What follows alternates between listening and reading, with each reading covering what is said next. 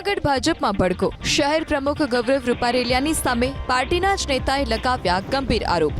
યુવા મોરચાના પૂર્વ ઉપપ્રમુખ તેજસ જોશીએ આરોપ લગાવ્યો કે ગૌરવ રૂપારેલિયા વ્યાજખોર અને તેમણે જૂનાગઢના લોકોને વ્યાજના વિષચક્રમાં ફસાવ્યા છે। આ ઉપરાંત પૂર્વ શહેર ભાજપ પ્રમુખ પુનિત શર્મા સામે પણ ગંભીર આરોપો મૂકવામાં આવ્યા। તેજસ જોશીએ વ્યાજખોરીના પુરાવા જાહેર કરી તમામ બાબતો અંગે પીએમઓમાં અરજી કરી છે અને જૂનાગઢ વાસીઓને દયનીય પરિસ્થિતિમાંથી બચાવવા માટે રજૂઆત કરી। આ સાથે વિધાનસભામાં ચૂંટણીમાં ઉમેદવાર સંજય કોરડિયાને હરાવવા માટે પૂર્વ અધ્યક્ષ સક્રિય હોવાનો અને શહેર સંગઠનમાં 4 જૂથ હોવાનો આરોપ લગાવ્યો।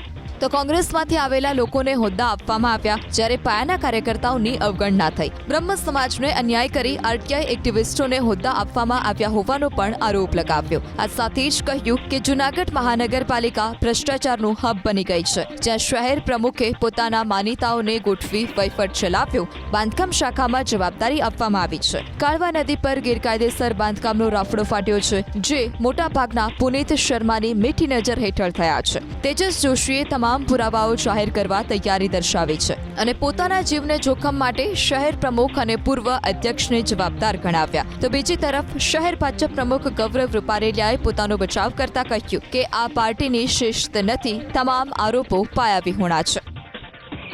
આ પાર્ટીનું શિસ્ત નથી, આ પાર્ટીની પદ્ધતિ નથી।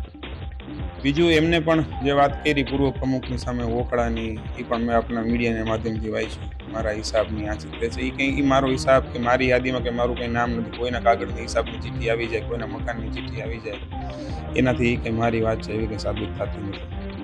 બીજી વાત કે આ 1 વર્ષના ગાળા દરમિયાન કોર્પોરેશનમાં સ્ટેન્ડિંગ કમિટીની મિટિંગ અને બોર્ડની મિટિંગ સિવાય કોર્પોરેશનના રેકોર્ડ હું આપને વિનંતી કરું છું કે આપ ચેક કરાવી લ્યો। એક પણ પગથિયું ચડ્યું હોય ને તો આપે મને આક્ષેપ કરવાની છૂટ છે।